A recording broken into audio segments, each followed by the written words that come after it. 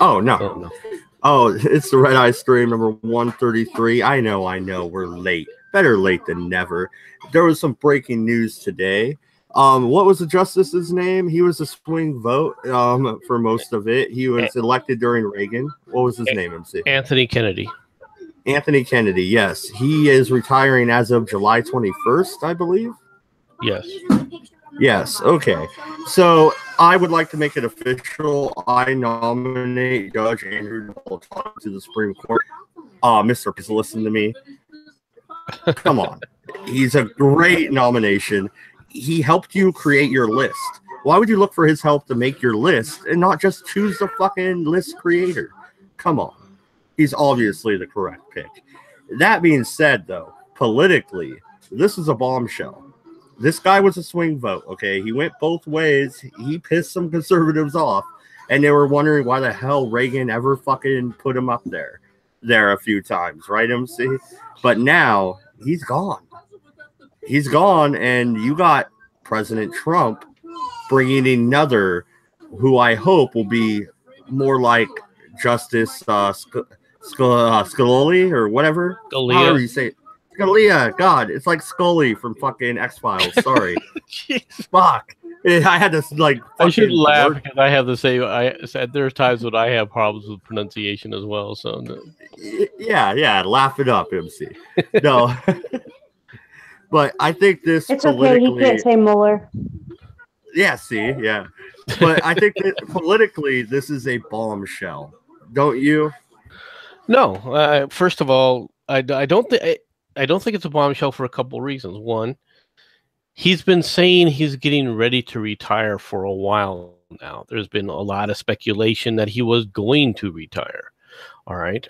You could say that, yes, he was a swing vote if you want to, for things like what is it?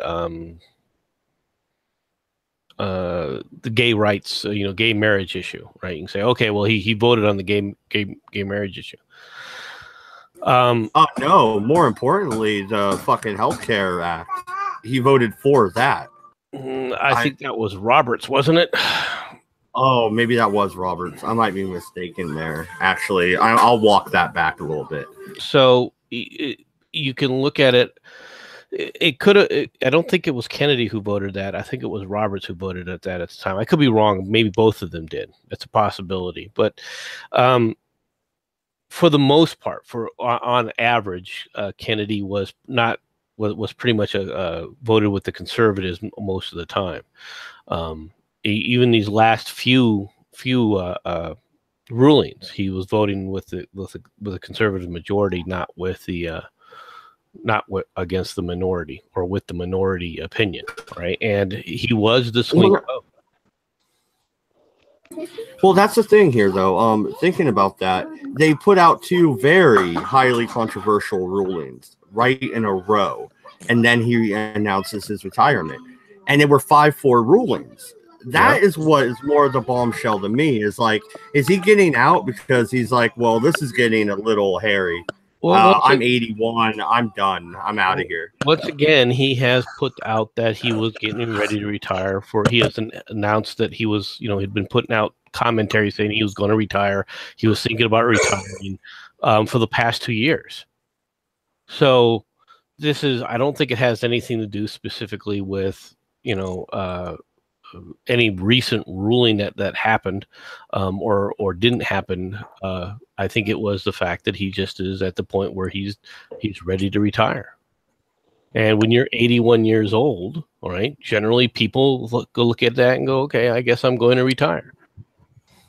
Now, there are at least two more that I believe are 80 years old or more, right? And that is Clarence Thomas and Ruth Bader Ginsburg. Yeah, no, this whole court could almost be selected by President Trump if he wins re-election. I mean, even Ginsburg, who said she will not retire on his watch, might fucking croak. God forbid. I'm not, saying she should die. I apologize. I'm just saying. But Clarence Thomas is only 70. But Ginsburg is old as fucking Moses. I mean, she might not make it another 8 years. No. In fact, her health is dismal too. She is. You can see she's having major problems, even staying awake right now. And she's currently 85, which means if she sticks around for 7 more years, all right, she'll be 92. All right, but she's already showing signs where she's during court sessions when the court is open, she's openly sleeping in the court. I mean, she is in bad shape. I do have the Constitution right next to me on the desk. I actually found it on my kitchen table after our nullification argument. I was so fucking mad about that, actually. But anyway, I don't really want to thumb through it. Is there a provision in here to impeach this a member of the Supreme Court? If you're so old, you're falling asleep on the bench, can't you be impeached? Sure, Congress could impeach him. Congress has the ability to remove any justice. But, well, Congress is pretty neck and neck right now. That's why they wouldn't do it. The left would not allow that to happen. Whether they would or not, Congress is the ultimate authority when it comes to the check on the court, more so than even the president. Congress has the ability to remake the court in a number of different ways. To be honest, the fact that we've got 9 justices on the Supreme Court is because of legislative rulings. The legislature could just as easily make it 7, could just as easily make it 13, 11, 24. All right. In theory, they could do all that. Now, will they? That's unlikely, but they do have ultimate authority over the makeup of the court. Yeah, absolutely. And anybody else want to jump in here about the Supreme Court justice retiring, or should we just get right back to who we want on the fucking court? And I want Judge Andrew Napolitano on the court. He's a libertarian. He reads the Constitution word by word. He is not one of these people who believe the Constitution is a quote-unquote living document and it evolves over time. It does evolve. It evolves through changes. Go ahead. Why am I not surprised you want a libertarian? Fair enough. There is an intrinsic fucking bias there. Fine. I don't care. I mean, the man, okay, I'm also an atheist. The man is a Roman Catholic. I don't hold that against him. I think that's fine. I was raised Catholic, though, so maybe there's bias there, too. I prefer to stay away from the law and, yeah, live in my own grey little world where I'm not allowed to have a gun, but I'm allowed to have a giant 10-kilo flask of strychnine. Yeah, the court rulings and so forth have been politicized ever since Bork, and it got out of control from that point on. And yeah, well, you go. Sorry. Yeah, you probably. I don't know. I'm not sure how old you are, or even if you know who Robert Bork was, and the controversy that began basically because of one of our wonderful senators who is now deceased, Ted Kennedy.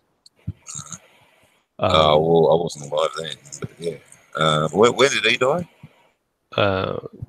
Kennedy? Yeah, Robert. Robert Kennedy? Robert? Oh, yeah. No, yeah, I'm talking about his brother. His brother Ted. Yeah, Ted. When did Ted die? Ted died about what was it? This first is in the first term of Obama. So about 9 years ago now. Yeah, was he the one that died in the plane crash? No. that was the son of his brother Robert. Okay, well, this fella died. Okay, he died of old age. I mean, he was very old, and he just naturally died of old age. What was his last words? I fucking win.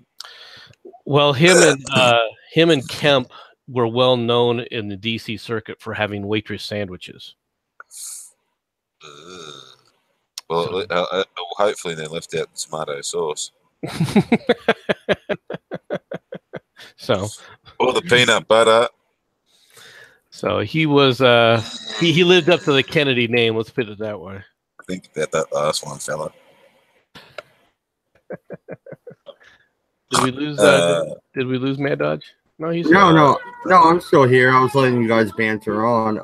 I said who I think I would nominate. MC, who would you nominate? And would it be from Trump's short list of, I guess, 24 names now, right? He had a list of 25 and he picked one.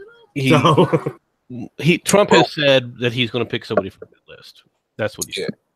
Well, for me, like personally, it doesn't matter anymore. I've lost all faith in society in general, and recently I've had, you know, a good precedent for fucking mistrusting the courts, because I went from a stage of being threatened, harassed, and fucking intimidated to a point where I said one fucking word and everyone believed the other party. I was in fact charged with harassment, stalking, and intimidation, which is in fact a domestic violence charge for someone I wasn't even fucking in a relationship with.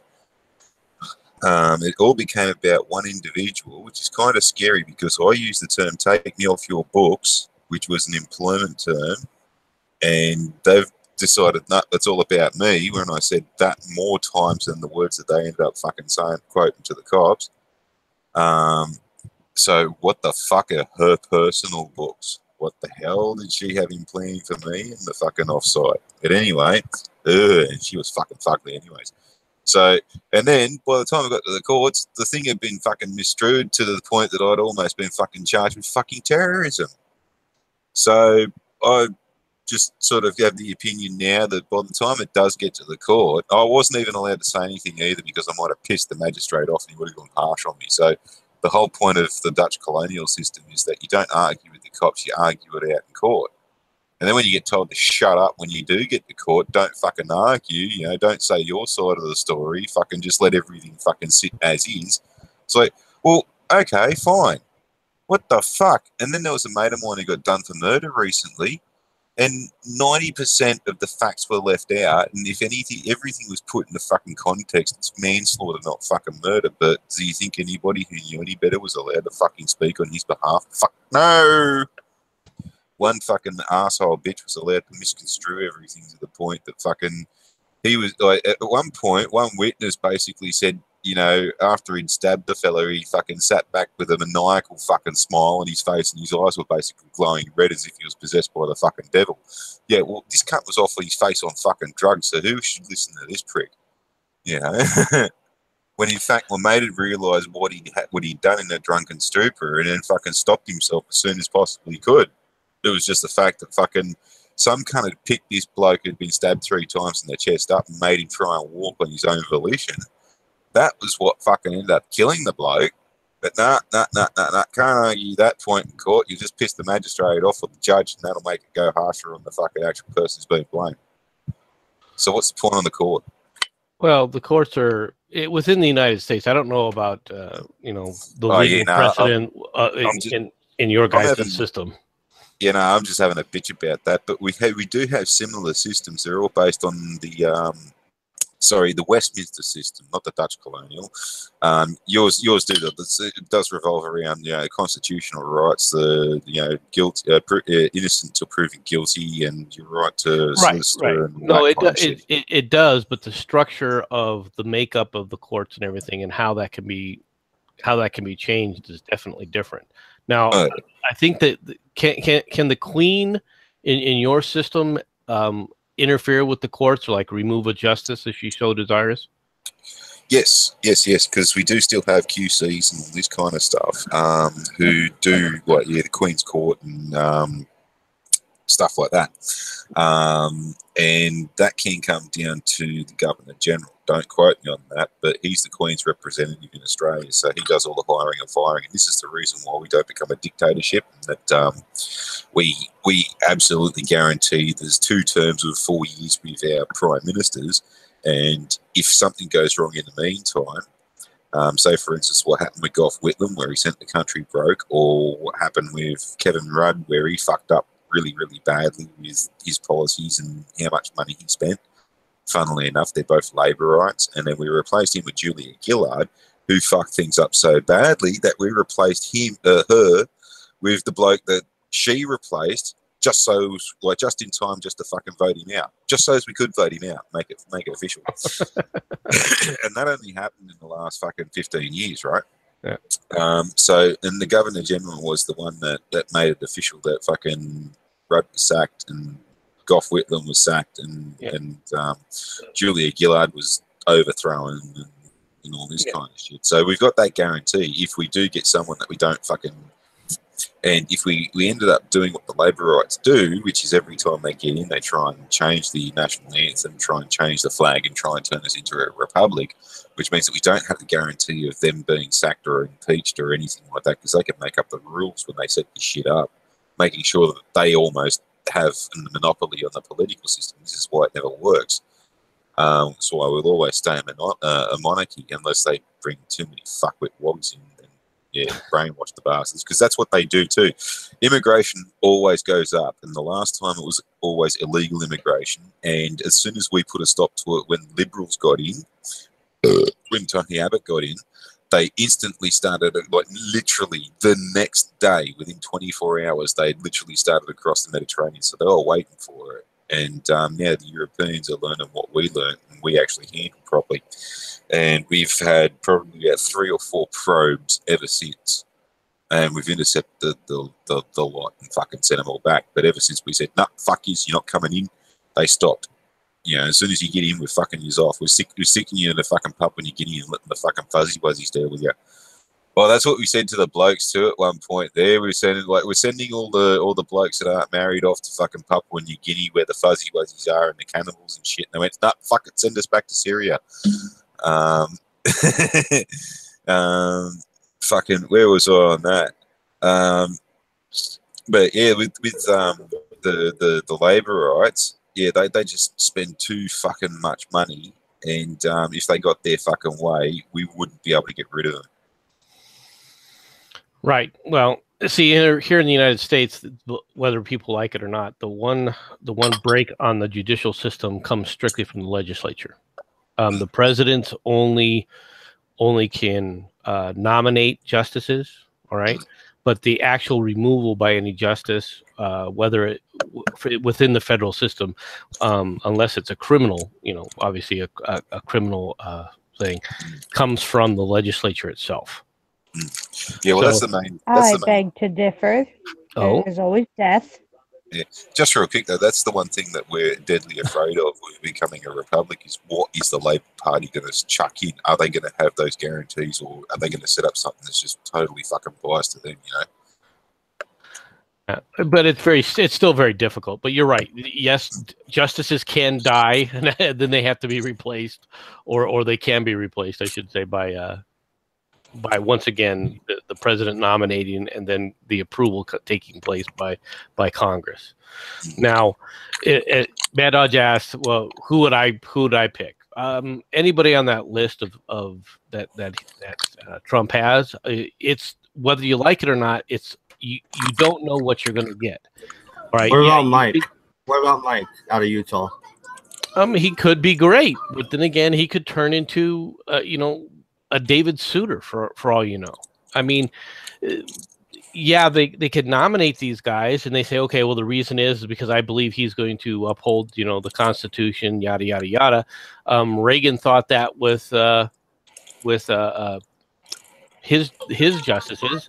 He nominated Kennedy. Kennedy, you can't say was.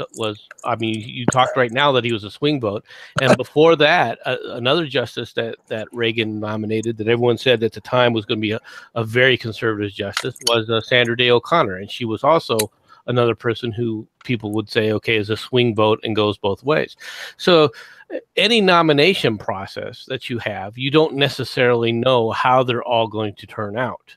But I could tell you how Judge Andrew Napolitano would turn out. He would stick to the Constitution. Have you seen this guy lecture? I've watched hours of his lectures, dude. I mean, he's an amazing orator, and he knows his shit when it comes to constitutional whether law. You like it or not, he's got a celebrity. He's a celebrity within the country, and I just don't think that there are people who, even if he was nominated, who would take him seriously, and I don't think that his nomination would go through. I don't think. I think people like Rand Paul and Justin Amash, Thomas Massey, that group of people would all support his nomination. Yeah, and I believe that people like McCain wouldn't. Oh, yeah, because he's one of the libertarian cuckoo birds, right? He's one of us. One of us. One of us. I think there's too many chiefs in the kitchen right now as is, or rather in chefs. There we go.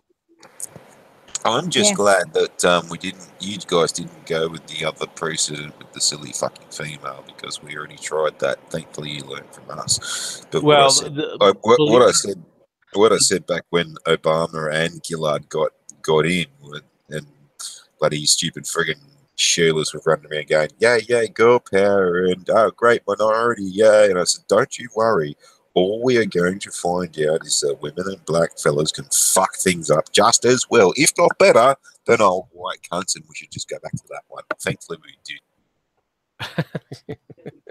Yes, people can screw things up regardless regardless of who they are. But the problem with Hillary, though, the main issue with Hillary was the fact that she was utterly corrupt. She should be in jail. Everybody knows she should be in jail.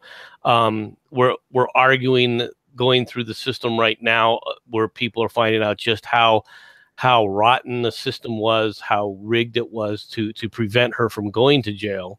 All right, and that's going to continue. I think roiling Congress for a good long while yet. What the upshot of it all will be, I still have faith in the system. I still have faith that unless Hillary dies, all right, she will eventually be indicted and face a court.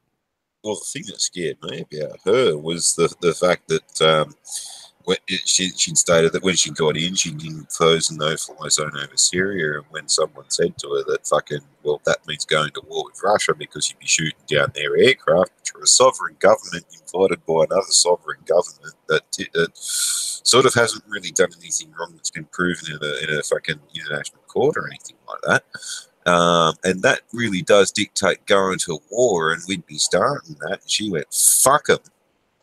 Well, and then you had several generals going, right, Hillary wins, and she says, fucking, we're mutinying, and all this kind of shit. Yeah, that doesn't fucking bode very much confidence in a woman. Well, I understand what you're saying there, but I'll be honest with you. When she said that, I didn't take her seriously. All right, because she had no intention of following through. In my opinion, I really don't believe she had any intention of following through with that. She was just trying to stand tough and use verbiage, right, to act like she's standing tough on these issues. I personally don't think she ever would follow through with that. The only problem with that is that if you're not supporting Assad or the Russians, you are basically supporting either ISIS or ISIS Daesh. Which are these fucking moderates? I don't disagree with you there, but I mean, I'm just going by I don't think we'd have been going. A lot of people worry about that, and I can understand with her rhetoric why people were worried about that. But I personally never took that comment from her seriously in any way, shape, or form, simply because she. Do you not remember Benghazi? I do remember Benghazi. And what did she do in Benghazi? Did U.S. troops go in Benghazi? She screwed the pooch. Of course she fucked the fucking football. I'm not saying she's not incompetent. I'm not saying she's not incompetent, but she wouldn't order a strike. She does.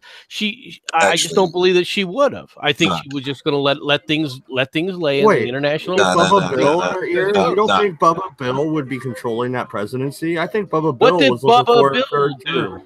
Bubba Bill freaking threw freaking cruise missiles at a empty aspirin factory. That's the most. I'm telling you right now. I do not buy this whole Hillary being an independent woman horse shit. She stayed totally submissive to him fucking philandering, and she stayed married. Why? For political reasons. Okay, I think Bill Clinton was trying to get a third. She stayed married to him because he was famous, and she was famous at that point. She would have been better off is she went full feminist and divorced his ass and started fucking her fucking secretary herself. You're wrong. Well, what I reckon would have happened if fucking Hillary got in was she would have just tried to one-up Obama. And just having a look at what happened with Obama was that he didn't really have many shootings or anything like that before he got in, but they skyrocketed when he did, and then they've basically plummeted since. We've had one strike on Syria on behalf of fucking ISIS, and before that, we had tons of fucking airstrikes on behalf of fucking the moderate ISIS. And I reckon fucking Hillary would have actually tried to do more strikes, and shootings would have gone up a hell of a lot more, and there would have been more arguments to take firearms off everybody. And fucking, I reckon all the fucking doomsday cunts are fucking right about Hillary. I don't think that from an international perspective, all right, there are certain aspects about American foreign policy. And if you take a look at the foreign policy of Democrats versus the foreign policy of Republican presidents, all right, you will see overall that the presidents for Democrats, their primary focus almost always seems to be domestic, and then they get dragged into a crisis because of their incompetence when it comes to foreign policy, because they think that foreign policy will go on fine as it is on its own as long as they don't interfere with it. It'll all wash out in the end. Republicans tend to have a much tighter hand on foreign policy because they're foreign policy hawks in a lot of ways. That doesn't mean that they're necessarily war hawks, but they tend to be more aggressive in pushing the American point of view, whether it be Bush, whether it be Reagan, whether it be any of them. They tend to be trying to push the American agenda, which is what you're seeing from Trump in like the UN and so forth. But it leads to a disjointed kind of a mentality, all right, but behind that. But to be honest, Hillary, if you take a look at what her stances were throughout the time she was Secretary of State, she has no real achievements. She didn't really do anything. What you look at is basically her saying constantly, well, we'll just see how this plays out. They meddle maybe in giving this group arms or that group arms, but when it comes to actual U.S. Intervention or U.S. Power projection, they're very weak with it. Well, another thing, with her is that it's very fucking concerning that she idolizes Julia Gillard. They're now both together. Well, speaking events. So, nothing was her idea, and she was the biggest clusterfuck fucking prime minister we ever bloody had. She was never, Julia Gillard was never voted in. She was appointed twice. She stabbed one prime minister in the back mid-election, then fucking, when that first election come around, we went to vote her out, and then some other fucking dickhead went and took a bunch of votes and let her in. And then we fucking booted her to shit because we couldn't vote her out because she was never voted in. But yeah, another thing with fucking Hillary too is that's the most concerning part. But fucking Hillary Clinton would have been a disaster for the country. I don't deny that. I'm just saying that from a foreign policy perspective, I don't think that she would have. I think the rhetoric that she was spewing about Syria was just rhetoric that she had absolutely no intention of actually following through with any of it. That's all I was saying. She had no idea about it. I'm telling you right this now. It's like a fucking military historian fucking well into this. Oh, no, she doesn't because she doesn't care. But yeah, well, I will give her one thing. At least she did make that tribute on 9/11 in New York by collapsing like Twin Towers.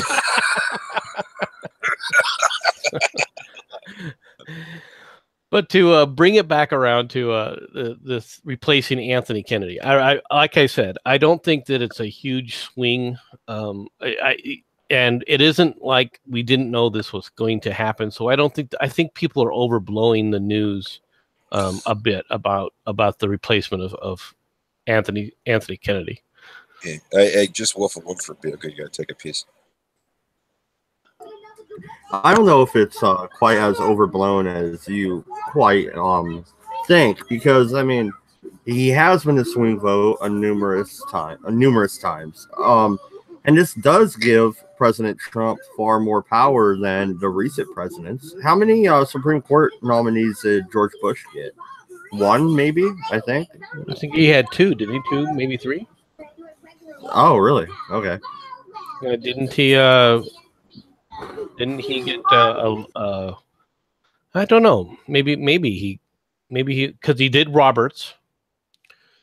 Bush put in Roberts, and Obama put in Sotomayor. I think he put in Alito. Well, no, Obama put in Elena Kagan and Sotomayor. Yeah. And neither one of them. I just remember Mayor because I really don't like that bitch. Sorry, I just don't. Well, neither one of them are, in my opinion, qualified to be Supreme Court justices. You can see that in this latest one of these latest rulings, where, in fact, the one that came out yesterday, right, with the immigration, where she wrote the dissenting opinion, and she didn't even reference the law. All right, she wasn't even saying what was legal or wasn't legal. What she basically said is she was going to decide by what the rhetoric was, the previous rhetoric of the president. All right, and she was going to use that to evaluate the legal stance of why he did this ruling or that ruling, not whether or not he had the executive power to do it. No, she was going to sit up there and determine. She wanted to determine the ruling strictly on, well, what he said on a campaign trail, right, or what he said, and therefore she was going to prejudge, all right, using rhetoric. Well, if you open that up from a legal basis, then anything any politician has ever said becomes open for suggestion of what something means. Not what the law actually says. You're going to sit up there and determine what that law was simply because of what this person said or didn't say about it. This is not how you sit up there and should be judging. That's not a judge of the law. That is someone that is trying to rule from the bench and legislate from the bench, not somebody that's trying to be a justice. Not sit up there and rule on the legal process. Well, no, and that's the whole theory of a living document, as in the Constitution evolves over time. So the justice needs to read into its modern meaning. And I'm saying that with fucking quotations around it, because it's a load of horse shit. Well, obviously that is a problem, but I just want to point out that here's this Supreme Court justice, and she wasn't even deciding on the law. Now that also goes to things that as a justice, Ruth Bader Ginsburg. Now Ruth Bader Ginsburg, prior to her installment on the Supreme Court, all right, had the reputation and had the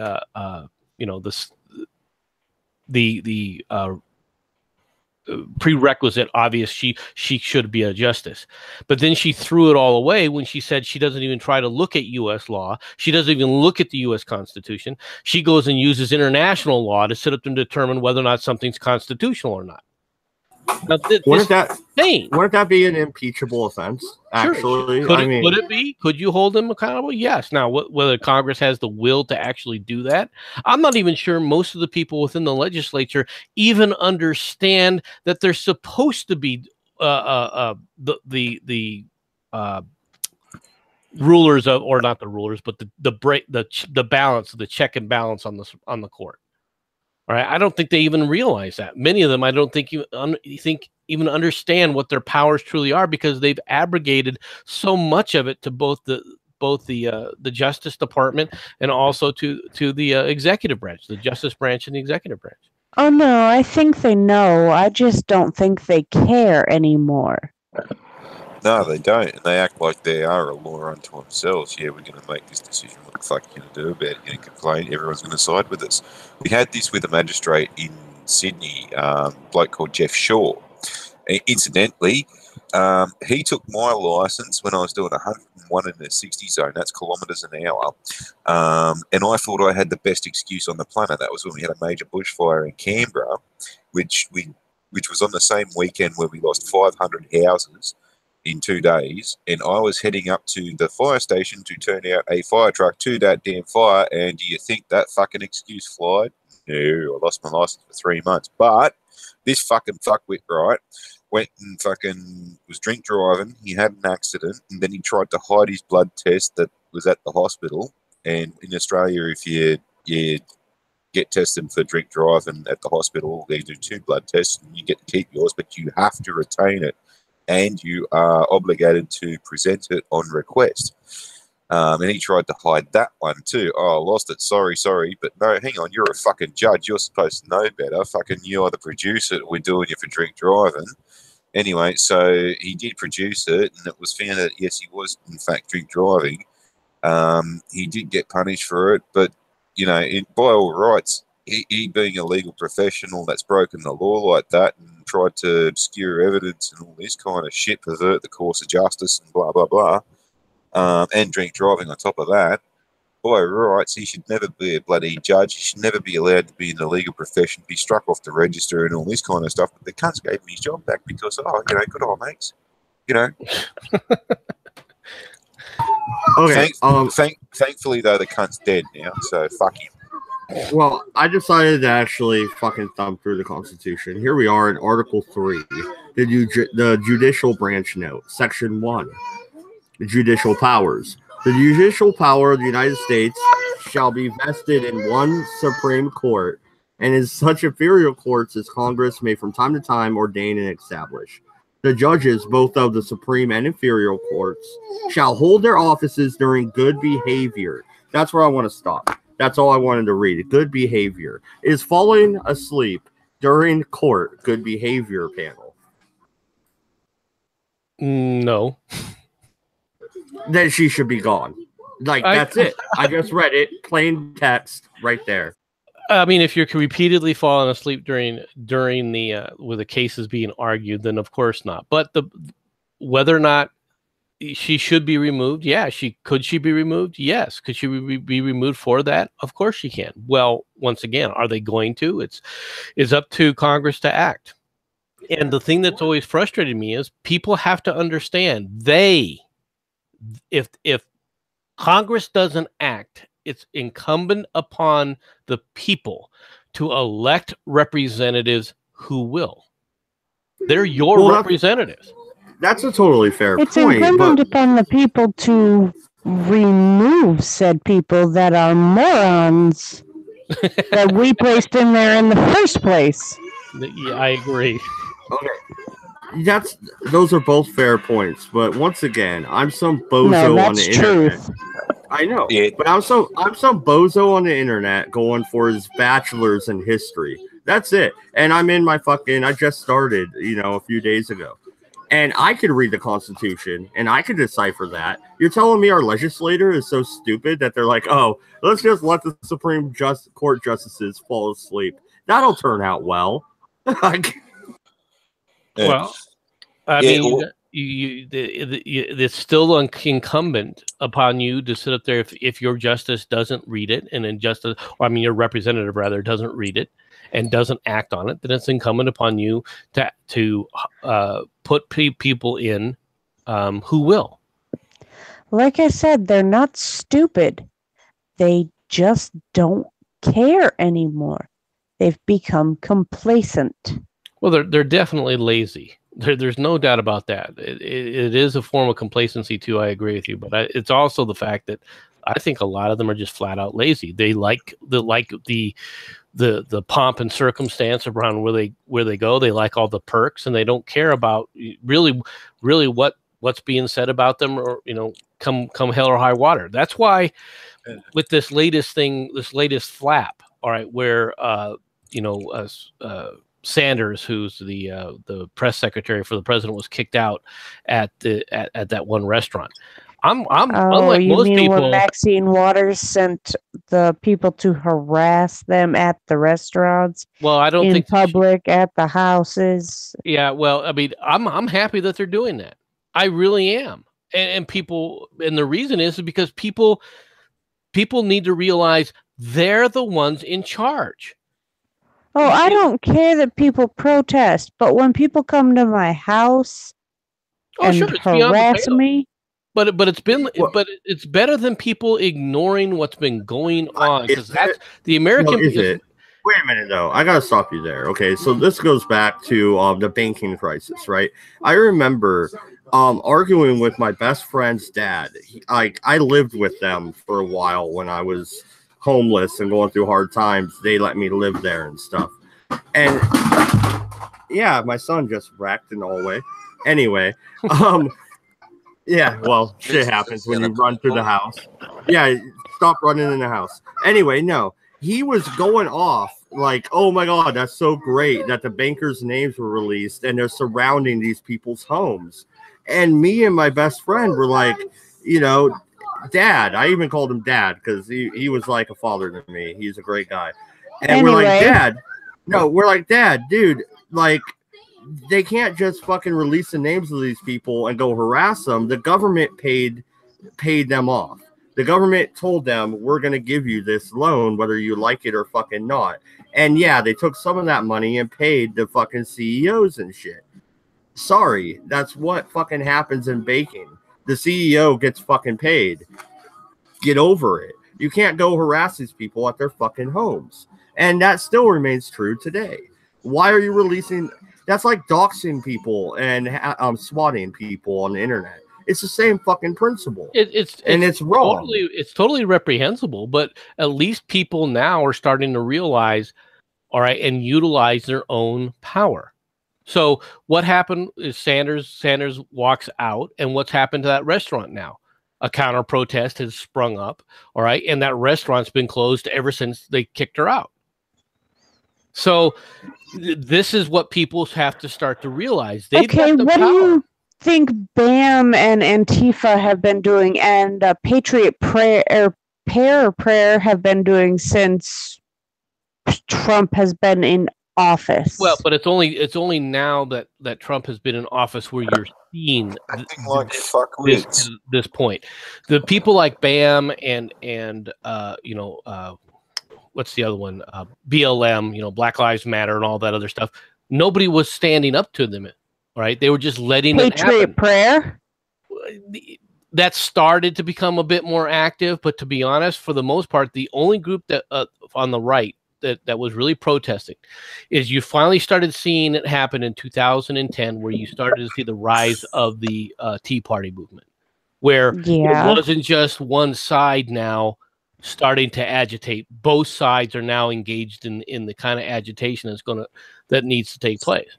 And is it a good sign? Many people think of this as a bad sign, but it means that people are becoming more and more active and more, and this is my opinion, more and more active and more aware of what has been happening around them. And they're starting finally to pay attention. It sounds like the beginning of civil war. Yeah, but Antifa is fucking wrong, and so is BLM, and BAM, yeah, fucking what the BAM, him in the fucking place it comes. But like Antifa haven't got a fucking clue, literally.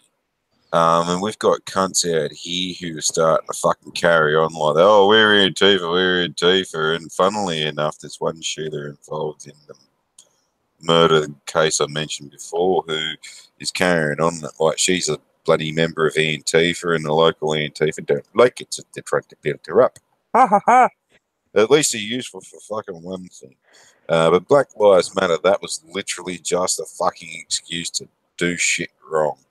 BAM, a bunch of weakling fucks who simply think that the law is there to protect them and nobody else, and they're the kind of people that would marry a fucking a cunt that's fucking high off his ass on ice and then wonder why she either got stabbed to death, beaten the shit, raped the fucking the asshole, or fucking some other form of something and left in the friggin' ditch.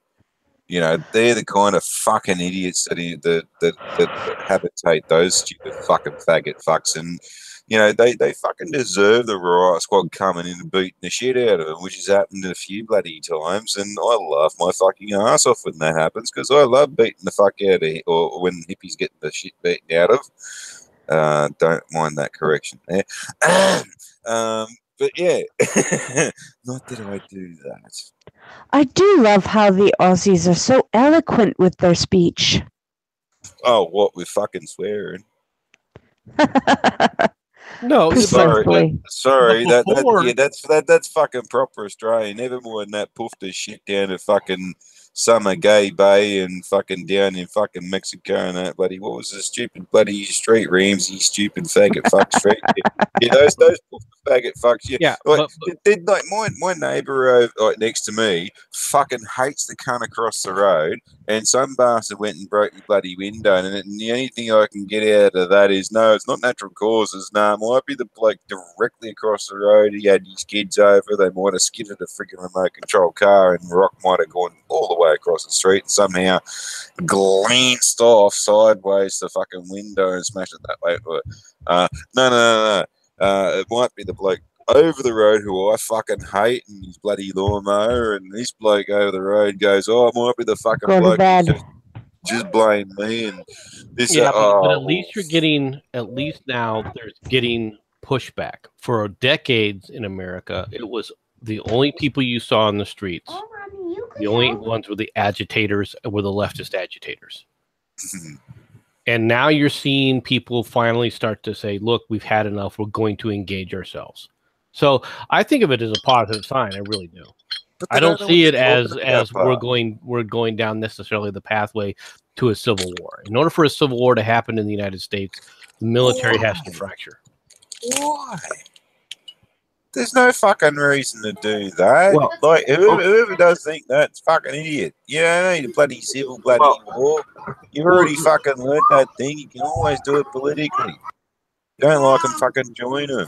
Well, here's the thing, though. It's getting less political. The voter turnout has been going down for a long time, but it's getting more violent, more uprisings on the streets. Zachary in the chat brought up, I'm worried about a call to action.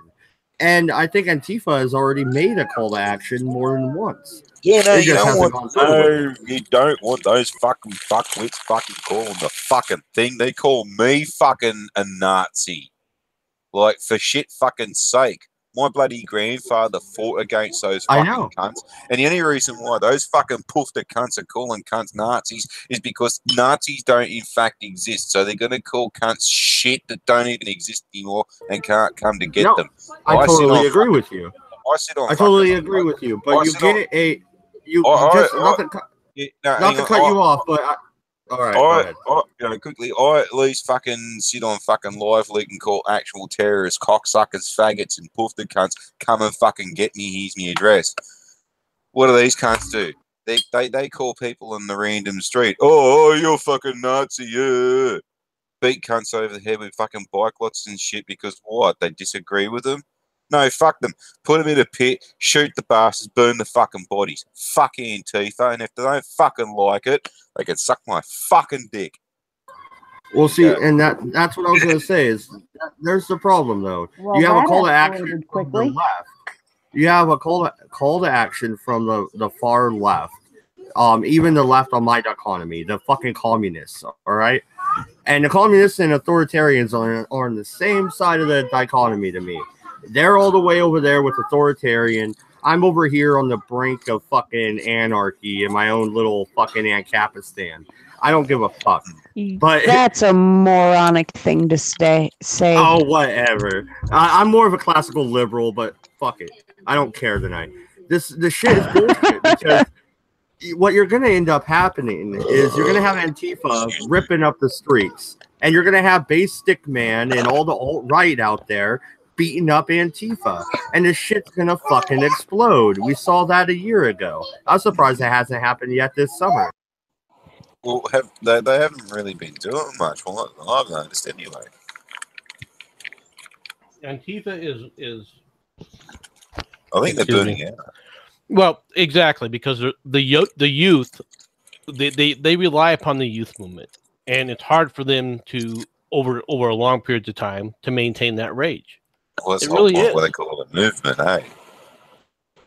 Only goes so far. Well, they're just, like I said, they're just left-wing agitators more than anything else. Yeah, but don't you think they're going to morph into a different thing, kind of like the Tea Party kind of if you want to look at it, really, the Tea Party started to fizzle out, and then the alt-right came into fruition. So these movements morph into different things, and they have splinter groups. It's really a messy political process. I don't think the Tea Party really petered out the way you think it did. All right, if the Tea Party had petered out, you wouldn't have had the 3 consecutive increases in the legislature for the Republicans. The Republicans wouldn't have taken the House back. They wouldn't have taken the Senate back.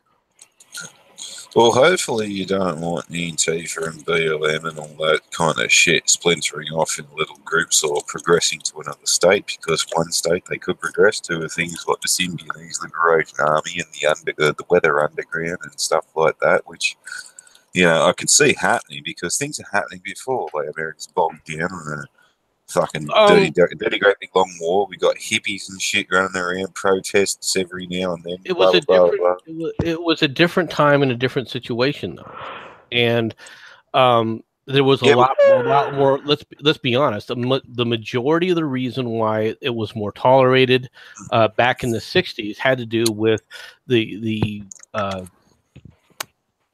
dissatisfaction, for lack of a better term, with the Vietnam War, right? But there was also the fact. But there was one more critical fact, and that was at that time the media, all right, who at that time, just like they were today, were completely on the side of the leftists. So they would go in and mitigate and prevent people from really knowing the full extent of who these people really are. They don't have that cover anymore. That's the biggest difference. But you even look at it though. There's I mean, even a black rights movement, and they're almost like, this is almost like, okay, the only difference is we've got double the wars. That's double the time. We've got black rights almost being reversed with people who's calling for segregation. Bloody. Yeah, that always bothered me. They bitch about segregation that happened so many years ago, and now they're segregating themselves. Yeah, exactly. Yeah, I don't get that either. I mean, at least the abos out here are pretty straightforward. They just tell us all to fuck off. Fuck off, you white cunt. Okay. Hey, fair is fair. No. Usually it's something along the lines of, "Hey, buddy, got a dollar, cuz?" Yeah, no, sorry, mate. Go get fucked, white cunt. Alright. You want to have the 2 50-cent pieces? I got that. Didn't have a dollar then, did I? I had 2 50-cent pieces. But he never asked. No, but since you kind of went to that direction, Sherardi, or if I said that wrong, whatever. I don't care. I butchered it. Don't care. Are you going to debate that guy? I have been trying to get a hold of him. I gave him an ultimatum now 2 days ago, saying, I will give you 3 days to respond to me. If you do not respond to me by the 3rd day, you will be called, or it will be said that you have automatically forfeited, and I win. So not only has he lost to a woman, but he lost to a white woman. Ouch, that's a kick in the fucking nuts. No, I thought that was interesting. You did share some stuff, and I thought it was interesting how he was trying to get 2 moderators. MC, me and you argue all the time. He tried to fuck with me the entire week I was gone on vacation. Oh no, I know. I noticed that too. But MC, you and I argue all the time. One moderator might work. What do you think would happen if I brought Cabbage to moderate, and then you brought fucking somebody with your leaning, like, I don't know, Voice of One, and then Cabbage and Voice start arguing, and then me and you are arguing? Then you just got 4 fuckers yelling, right? That's not a debate. Yeah, no. She's only just bring Voice of One. Thank you. You can't have 2 moderators, because then the moderators will need a moderator for the moderators. Tell you what, tell them yes to the 2 moderators if you get a moderator for the moderators, and I'll be that moderator. No, because then I will have to move the whole thing over to your channel. And he won't do it over on your channel. He will only do it on his channel. What? Why is he so insistent on doing it on his channel? Simply because he's only got like 40 people watching. Yes. He's got more people than me. So how many we got? I'm over 1,000 subscribers right now. No, I think he's got like about 40. I think the last time I checked, he had like 26 viewers. So, well, it's unfortunate that you're not going to have it. However, on Saturday, if that doesn't go through, Charity and I are going to go over, go more in depth into this IG report. Yeah, because I told MC he was not allowed to do a stream on it without me, because I found the damn thing for him. Yes, she did, and I was fair enough. I'll make sure to have some. I'll make sure to have some beer to listen to you guys go through that dry ass report. Oh, it's gonna be fun because half the shit in it doesn't make any goddamn sense, anyways. Well, the conclusions are totally at odds with the internals of the comments. Yeah, but you gotta admit though, you read through that shit and it's like, what the hell does this even mean? They did do a lot of obfuscation as well. That is true. You do have a point. But the reason I've been trying to well, not the reason, but one of the things about, like I said, I don't think that the Supreme Court vacancy is as big an issue as it's not even close to as big an issue of the ruling today on unions. This ruling today, where they basically said that if you're part of a public sector union and you don't want to be, you no longer have to pay dues to that union. Yeah, it killed the SEIU. The SEIU is dead. It's dead. It's not just the SCIU. Right now in the United States, public sector unions account for the largest union membership in the United States. And what they basically did, and I went online and I found that in general, the average annual dues, all right, by that they listed was about $400 a year. So that's the annual amount of dues, annual pay of dues for unions. And according to the NBC report that I looked up, that they said that they were expecting to lose 729,000 members. That equates to $290 million annually that is coming right out of the coffers of the DNC. This is a devastating blow to the DNC because all of a sudden they're one of their primary funding sources, which has been unions, just got handicapped dramatically. Uh-huh. Well, I've always believed that you shouldn't be forced to join a union. Now, you should be allowed to have unions, but forcing somebody that just you take this job, you have to pay these dues is bullshit. That's another tax. Fuck them. The unions, where unions were necessary, is when they were trying to fix the work environment for their members. I personally don't believe that there should be such a thing as public sector unions. All right, period. I think that they should be banned. Okay, across the board. And I don't care how you want to try and slice that. If you're a government worker, then there's no reason for you to have to expect or need your protections, your work environment protections, because there's so many other rules and regulations that are supposed to be doing that already in place. All right. I hate that word. I hate it. I truly do. What? Ban. Oh. Everybody wants to jump on the ban hammer wagon lately. They want to ban this, ban that. Well, I do think that from public sectors, there's no reason to have public sector unions. I think they should be banned, and here's why. If you have a public sector union, all right, when they go on strike, they have to, who are they dealing with? They're dealing with the federal government, their own workers, all right, are dealing with their employers, but their employers, all right, that they're talking to, okay, that's not money out of their pocket. That's money out of the taxpayer's pocket. So it's real easy to give away someone else's money. It makes it easy for them to turn taxes directly into a political machine. Just by promising these unions, yeah, I'll be on your side, all right? And you end up getting graft, basically, off of the taxpayer. Well, no, and I had taken a job before where I was watching a friend of mine. She had 3 kids, and I was being paid by the state. So to watch the kids for an hourly rate.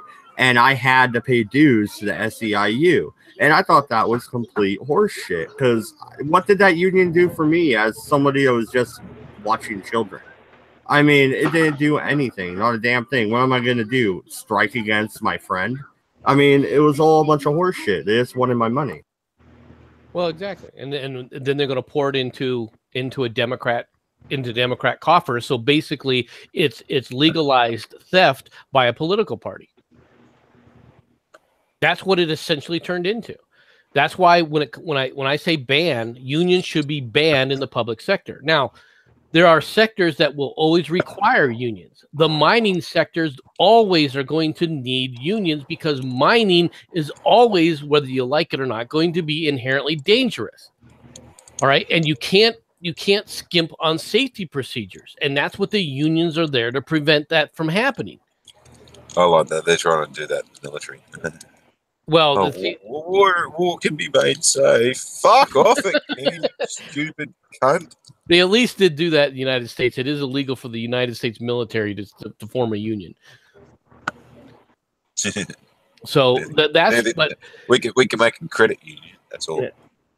But well, okay, so let's look at it politically. That much money coming out of their coffers at a moment in time where the DNC is already crumbling, and come on, they are. I don't care if you disagree with Styx on most of what he says on that issue. He is 100% correct. I came to that conclusion on my own. How do you come to that conclusion? I mean, Styx is basically saying, "Oh, look, the socialist won." Now, granted, she's replacing this is the 14th district in New York. I believe it's 14th. And this guy was a 9 or 10 term congressman from that district. All right, and he got primaried and by a Democrat socialist. Right, that's what she calls herself, and he lost the primary, so therefore, he can't run for elect. Well, he can't run as the Democrat nominee. He could still run as an independent and queer the deal for her, but he probably won't do that. But from a policy standpoint, how is her policies any different than what his were or Nancy Pelosi's are? I wasn't necessarily talking about that. I was talking about the DNC on a whole after they screwed the pooch with the Hillary nomination and totally outed themselves for the crooked establishment they are, which, believe me, all political parties are. They could just not even have a primary. They could say, hey, we're nominating Rand Paul, fuck off. That's it. That's all they really have to do. But they decide to play this game for the fucking public. But anyway, I digress a little bit. They're crumbling not only because of that, but now the union case came through. Their coffers are going to start drying up substantially, a lot. Not completely. They still have fucking, the Rothschilds and the Rothschilds. There are several big donors, but they'll even become even more the party of the big donor than anything else. Well, no, and you have a fracturing on the far left as well. You have more people going green, more people going Democratic Socialist, whatever the fuck that means. We will see how that all actually plays out. Because I'll be honest with you, I hear what you're saying. I heard what Styx said too, but he keeps using the term. Well, these were corporatists. No, they're doing the same thing that they've always done. All right. It's not that they're neoliberals. All right. It's not that they've changed their spots. They've always been this way. So here you got this girl. She won. All right. Now the thing about the 14th district, all right, is the demographics have drastically shifted due to immigration. And now most of his district, all right, is Hispanic. And who do they pick? They pick the Hispanic candidate. I think that has more to do with why she got picked than the fact that she was a socialist or a hardcore leftist. Than anything. I think that's linked. Excuse me, sorry. I think that's linked, and I'll tell you why. A majority of Hispanics, hashtag not all, are Catholic. And the current pope right now is a socialist. Sorry, look at his fucking policies. He is. I believe the Catholic vote might have helped this candidate as well. Hey, just real quick, I gotta fuck off, so I'll see you later. All right, thanks for showing up, man. Yeah, thank you. Toodle-pip. Oh, what the hell is that? I don't know what a turtle pit is either. I assume that's what he was saying was turtle pit. I don't know. Aussies, what are you gonna do? That's the Aussie left? Yeah, that was Barron's little brother. You know, everybody say goodnight. Good night to Barron's little brother. So, but no, the fact that they lost this case is going to really dry up their coffers in certain areas, and it's going to make it very difficult for them to, especially in this upcoming campaign season, right, to be able to compete. Now, Sticks is right in one regard, but it's a little bit different. All right, in that the reason the Democrats, in my opinion, are having difficulty is they've been the masters, all right, of playing identity politics. And the identity politics allowed them to pit this group, that group, separate in these little groups, and then could pick the different coalitions that they wanted to convince they were going to support, whether it be African American, whether it be the gay lobby, or whether, gay pride, whatever, however you want to say it, LBGT, whatever, or whether it's Hispanic or whether it's women. They were always trying to pick off identity groups and separate people into groups.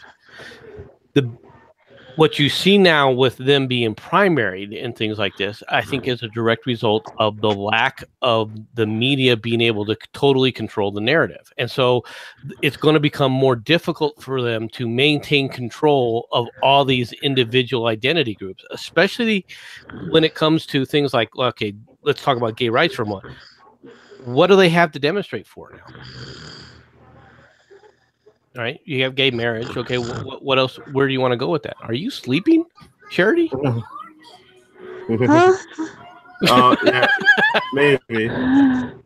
I took my medicine. It's probably kicking in. No, I understand what you're saying, MC, but I'm looking on the bright side here with this. If you look at the Oregon is majority Democrat, but it is also. I should probably get out of here. If I'm snoring on stream. All right, have a good night. Good night. Take it easy, girl. Mm-hmm. But no, it's a majority Democrat, but also 60% of the economy is the public sector. That means how much money is SEIU collecting in dues? How much are they donating to Oregon fucking candidates? The playing field here in the West Coast, I think, has just evened quite a bit, and that is good for third party, if you ask me. It's shifted. I don't know if it's not necessarily good for third parties because of the dynamics within the how third parties have to grow. And Sticks mentioned third parties. This could give rise to a third party. Theoretically, if third parties were attempting to actually rise organically, yes, but they haven't been. The Libertarian Party is not an organic party. I would beg to differ slightly, but I see what you're saying. And what I mean by organic, all right, so people understand, it's grassroots. When you talk about a grassroots movement, you've got to have some kind of local, you got to start winning local elections and build from there. All right. If you create a party and you get a lot of people to, across the entire nation, if you get 1 million people across the nation, look, we got 1 million people. Yeah, but if you're spread out throughout the entire nation, you can't win any elections. So therefore, you're not really viable. All right. No, I understand what you're saying, but what I was trying to infer here would be the lack of the infusion of money from the DNC to the local Democrats running within the state of Oregon could drastically even the playing field for, let's say, the Libertarian Party of Oregon with its limited resources to actually play on the same playing field. At this point, it's always been like the minor league ball, the minor league team coming up against the fucking LA Dodgers. It's not going to work out very well. And that's mainly fundraising and money and infrastructure. Now, the infrastructure of the DNC machine is not going to die, but it might throw a wrench in there. Maybe a couple bolts pop out. It's in some dire straits that it didn't expect to be in. That is very true. This ruling does drain significantly if it comes true that 729,000 people leave the unions. It's definitely going to put a strain on their ability to fundraise, but it's going for the Democrats. But in addition to that, one of the things that they were always used the unions for were to basically agitate. They would get the union to go into, like here in Arizona, they would send union people straight into when a congressman was talking to his district to take up all the seats so that the local populace couldn't even get in there to see their congressman. And they would bust these people around. Many of the one percenters, not the one percenters, but the 99, Occupy Wall Street group, right? They were being bussed around. They were being funded by union efforts. All of that is going to be drastically hampered now. All right. So they're going to have this is a major blow to them. All right. And how they were doing things. And also it goes back to, one of the guys mentioned, well, these teachers unions that just won all these great elections. Yeah. You're not going to be able to do that anymore, are you? You're not going to be able to go on strike because you're not going to have the funding to be able to do that anymore. All right. To try and give these teachers more money and give them more taxpayers' dollars and then have it funneled directly in union dues right back to the Democrats. And what will happen is what the Democrats always do. When you're not useful to the Democrats anymore, you're going to be forgotten and you're going to be left to the side of the road. And people are going to see that more and more. Yeah, no, I tend to agree, and that itself will put a wrench in it. And if it isn't a third party rise, it'll definitely maybe move towards more Republicans in the state legislature, in Oregon, Washington, California, the West Coast, maybe even Massachusetts. I mean, look at the weight that these unions have pulled for decades, and they're done. I wouldn't join it. I don't know very many people that would sign up to get money taken out of their fucking check when they're not being paid very much already. I don't know. Yeah, it's gonna hamper a number of the union elements. There's no doubt about that, and it's gonna hamper the Democrats in the short term, or well, I shouldn't say the short term, in the midterm. All right, because this election cycle they may already have the cash influx that they need.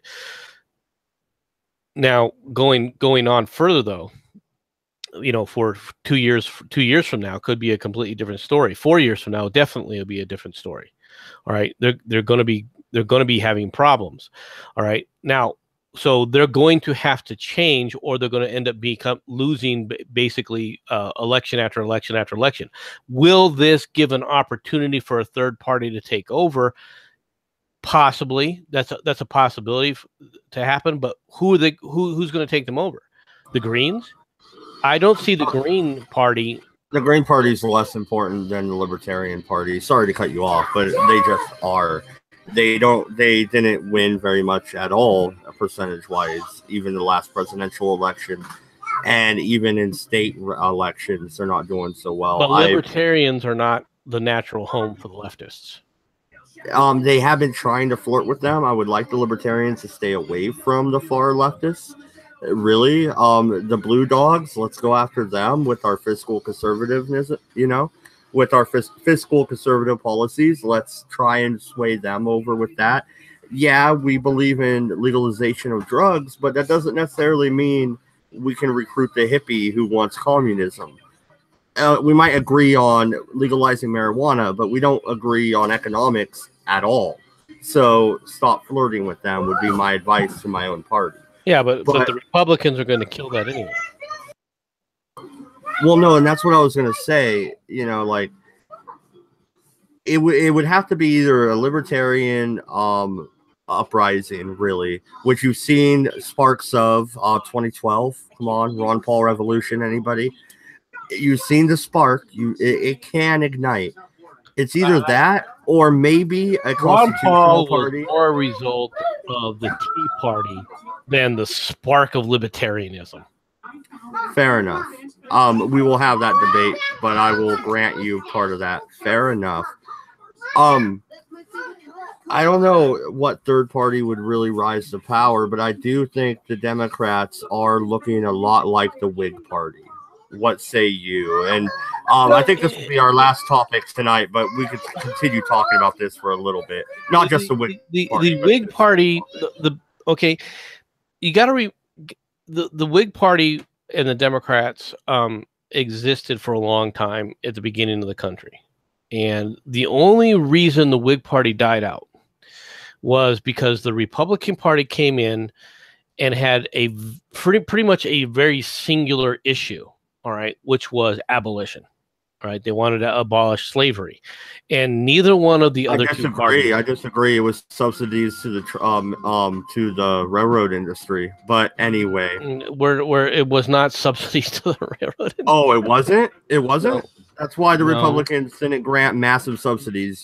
Different. Grant was damn near impeached over that. Different situation, and Grant was not nearly impeached over that. But that's a whole different subject. We'll get to it at a different time. We're talking about the Republican Party at the same time you have the Whig Party. Okay, in order for the third party the Republican Party became the third party, right? But the reason it remained a powerful third party and was able to subsume the Whig Party in general had to do with the fact that it started with a singular core issue, all right, that it hammered home in a local elections. Yeah, and I think you're looking at it from the radical Republican aspect, which was abolition. But when you're looking at the regular run-of-the-mill Pennsylvania Republican, they were looking at it as, don't spread slavery to the West. We want to spread manufacturing to the West.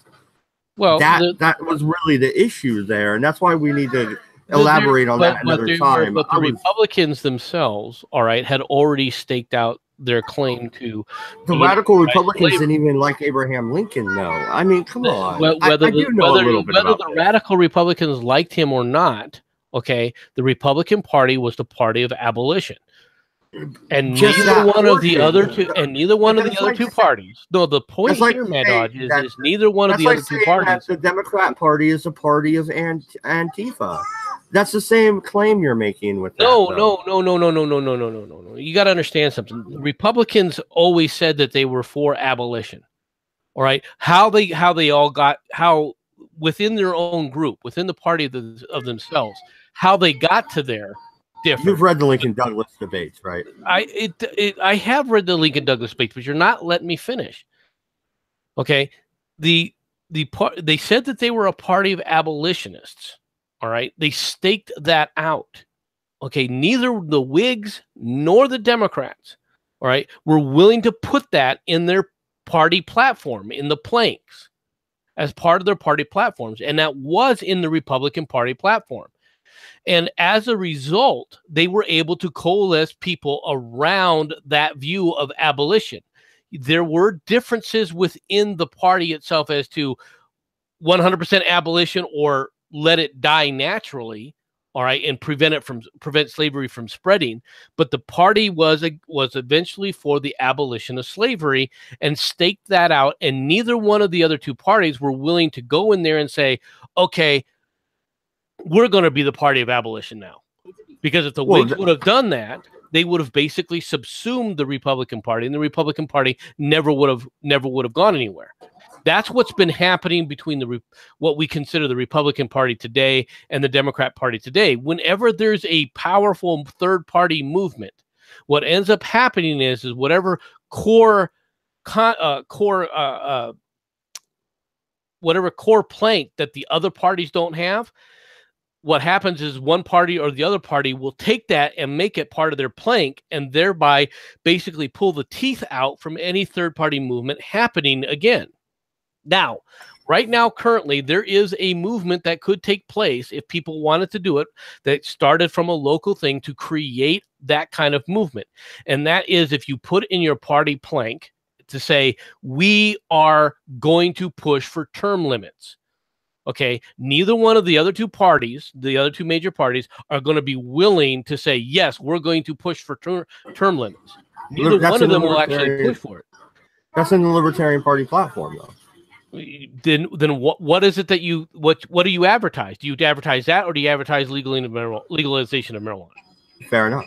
No, that is very. On a local basis. Do you say, look, what we're really agitating for, our primary goal here is term limits. If the Libertarian Party pushed that, just did away with all talk of drugs and everything else, and said, look, we're pushing for term limits. Our primary goal, regardless, some of our people want to abolish all drugs. Some people just want to legalize marijuana, whatever. I said, but the big thing is we all agree we're going to have term limits. If they pushed that, it would differentiate them directly from the other major two parties, and they could then use that as a plank to build from a local perspective to build up power base. But the libertarians are more about the wolf shot view of things, which is you're a bunch of Republicans with bongs. I actually like that point of view, and I haven't opened up my Facebook in fucking 2 months. But I might open it up and write the head of the Libertarian Party of Oregon and give him that idea. And I have talked to him before. He actually is the one that told me I should run for office. But yeah, I might hit him up. So thank you for the advice. Because that is in the platform, and they don't push or stress that enough. And it is quite ridiculous, actually. I mean, you're looking at somebody saying, hey, I want this job for whatever, what should the term limit be? Let's say 8 years or 16, or I don't know. What's the term limit? They're serving 30 years at this point.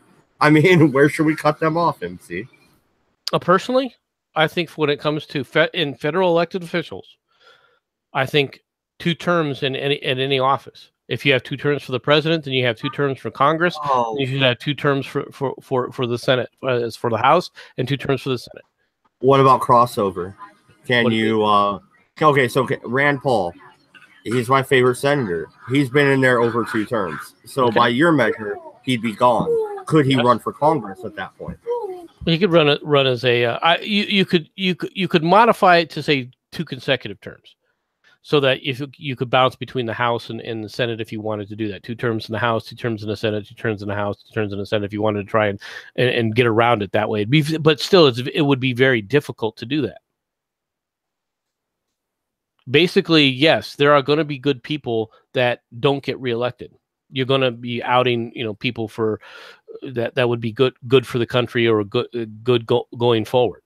All right, but then again, yeah, that's true to a point. But I would do it for them, and I would also, to be honest, I would do it in the federal court system. I would put a 10-year limit.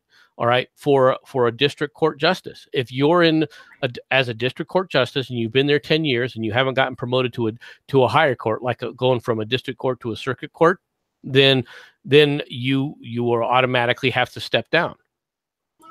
Well, also I would say that local offices should have term limits. The Well, Oregon State Legislature, local, the Oregon. well, yes, you could do that, and that's how you start to do this. Is you start to build a local around initially from a local perspective. You say, look, these people keep getting reelected, and they serve forever. We need to sit up there and start putting term limits in our courts or in our legislative processes within the state. And then when you start to get enough states that start doing this, then the movement can begin to build, and it builds organically from the ground up, which is as a grassroots. And because neither of the two primary parties will ever take that on, and the main reason is because that's their livelihood, they will never back it. Okay, then that you could build the movement around that. Well, yeah, no, and I would maybe modify it a little bit and do 3 terms maybe. I like, even with the presidency, I like that. You could have a modification of a lot of things. You could say that since the Senate is there for six years automatically, and so 2 terms there gives them 12 years. Well, then in the House, you make it so that you can have 4 terms, at least 8 years. Right. I mean, there's lots of ways you can modify it. With the devil's in the details of what's going to be acceptable as going, or what people think is going to be acceptable going forward. There's nothing that says it has to be this rule or that rule. Just the generic concept of we want, just like slavery, when they said we want the abolition of slavery, how we get there, do we totally make it illegal, or do we let it just die and not let it spread and then watch it die organically and everything else? Just like it was like that, you can do the same thing with term limits. We think there needs to be term limits. What those term limits will actually be will depend. Now, the thing about doing this, putting in a term limit, is at some point in time, when you talk about it from a federal perspective, is you're going to have to modify the Constitution of the United States to ensure that those term limits actually get applied.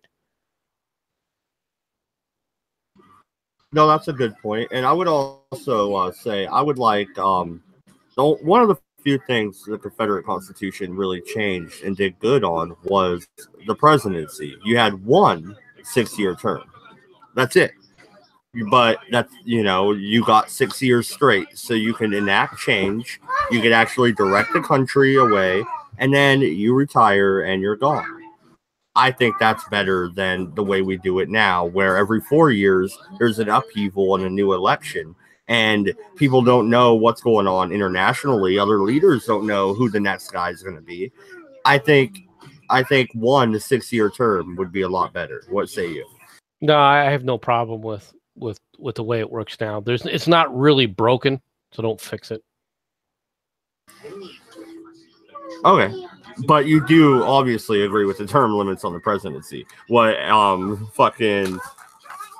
Delano Roosevelt did was insane, and then died in office in the middle of a war.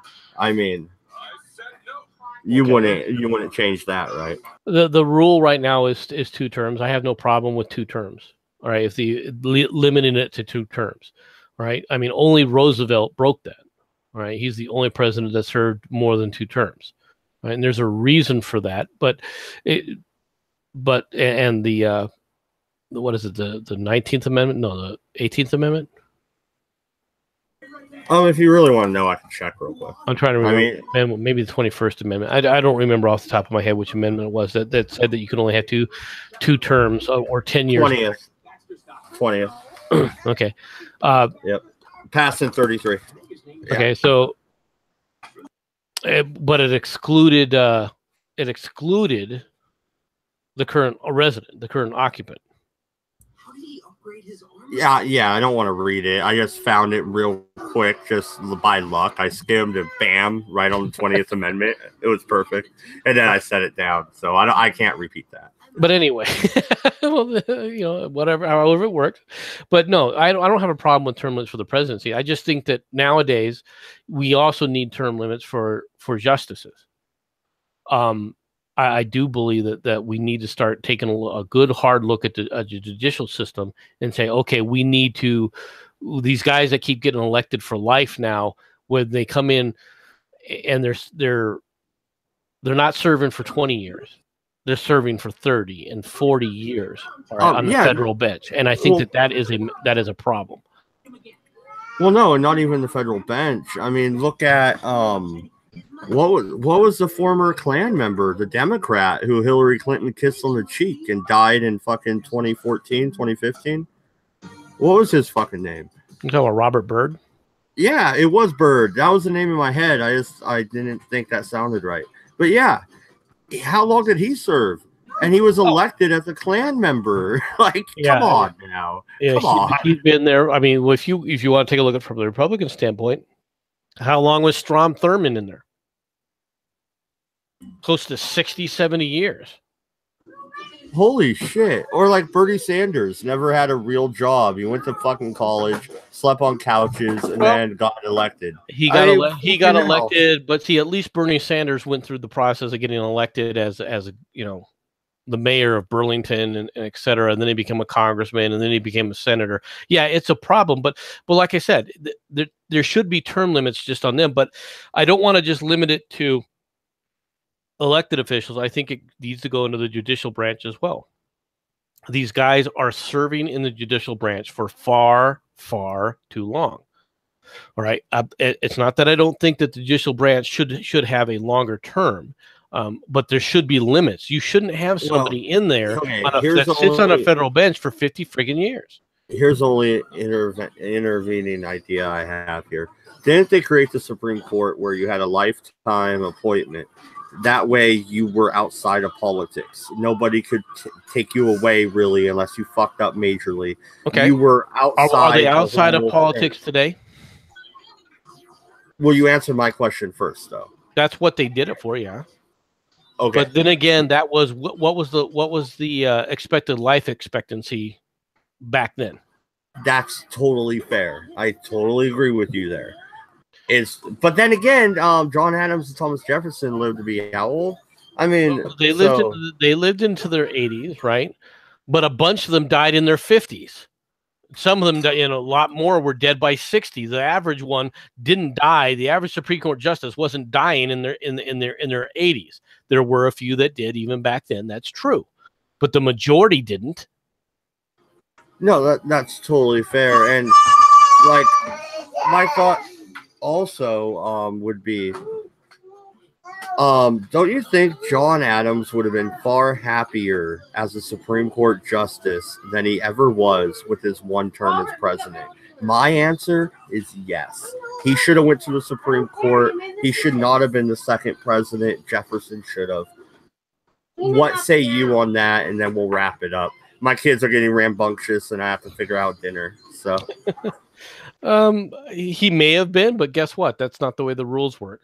And I have no problem with the you basically needed continuity coming from Washington, so I think it would have been a bad idea to have Jefferson as the second president. To be honest, you needed to have the continuity for a single term for that 4 years.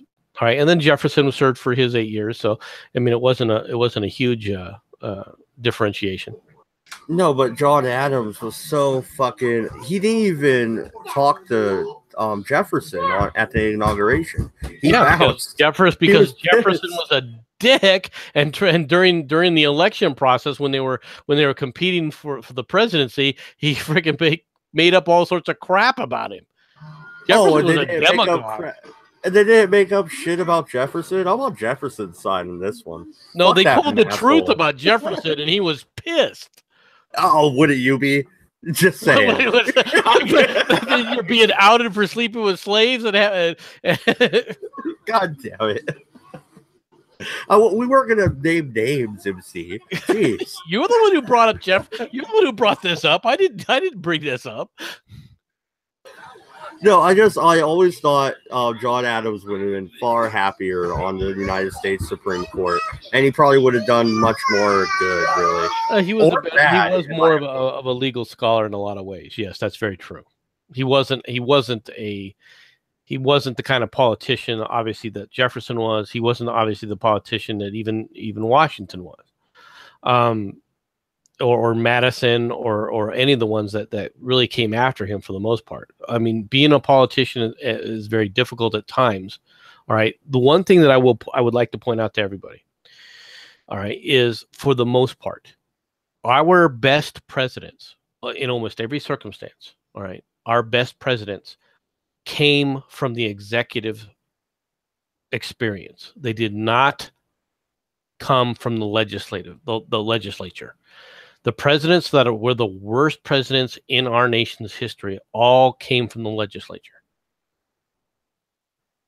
They didn't serve necessarily as a governor, or they didn't serve as a vice president.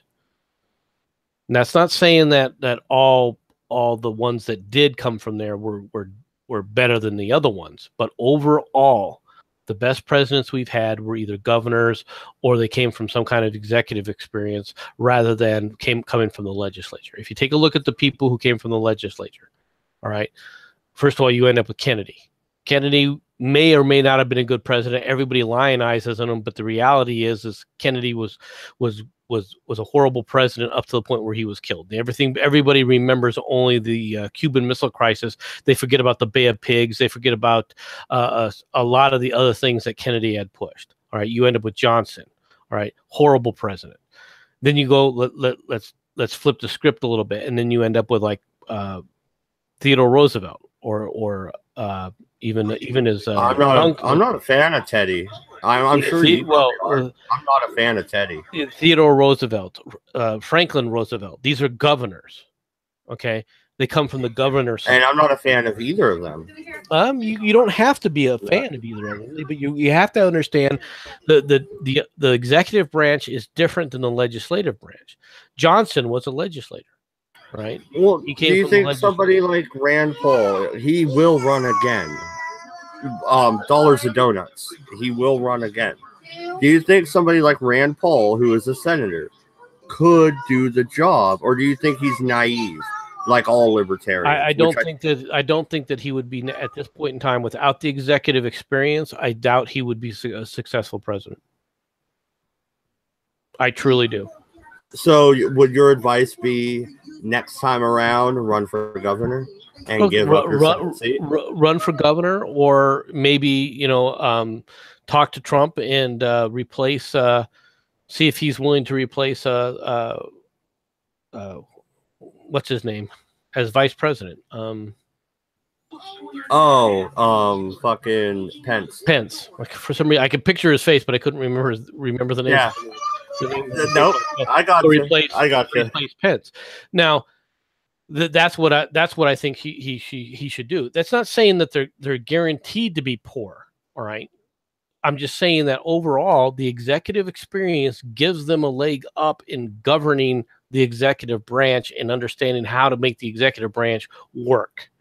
If you come in with a legislative type of a mindset, you're too much into deal making, and as a result, you saw it in the Obama administration, where Obama was, in many ways, he let everyone, his administration, run and do its own thing without any real direction from him. And as a result, in a lot of ways, the entire Obama presidency is very much a thing of herding cats at different points in time. All right. I mean, here's Hillary going off as Secretary of State, but there was no real. What was the foreign policy? There's no real, direction to the foreign policy because it wasn't being directed by the president. All right. Legislatively, okay, he basically told the legislature to give him bills and he would either sign them or he won't. But there was, aside from the initial push of Obamacare or the Affordable Health Care Act, there was really no large scale initiative, all right, or even direction that he took. Same thing with in the environmental groups. Okay, his environmental group itself would do things on its own, and he may or may not have been, I mean, he was letting it happen, but there wasn't any direction behind it. He was just letting them go off and do their own thing.